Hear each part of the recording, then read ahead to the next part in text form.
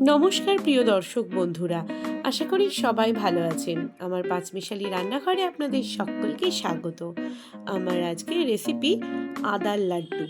এই শীতে তো প্রত্যেকেরই গলা বসে যাচ্ছে, যেরকম আমারও বসে গেছে। তাই আপনারাও বাড়িতে এইভাবে একবার আদার লাড্ডু বানিয়ে দেখবেন। সামান্য কড়াইতে ঘি দিয়ে তাতে দিয়ে দিয়েছি আদা বাটা। আদা বাটাটা একটু নাড়াচাড়া করে তাতে দিয়ে দিয়েছি গুড়। সবশেষে দিয়ে দিয়েছি বিট নুন আর গোলমরিচ গুঁড়ো। এইভাবে নাড়াচাড়া করে একটু ভালো মতো পাক দিয়ে নিয়েছি।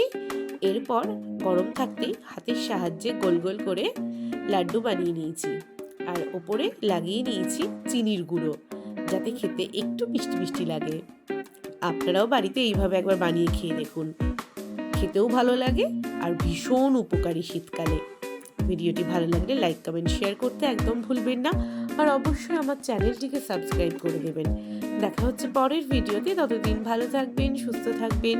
ধন্যবাদ।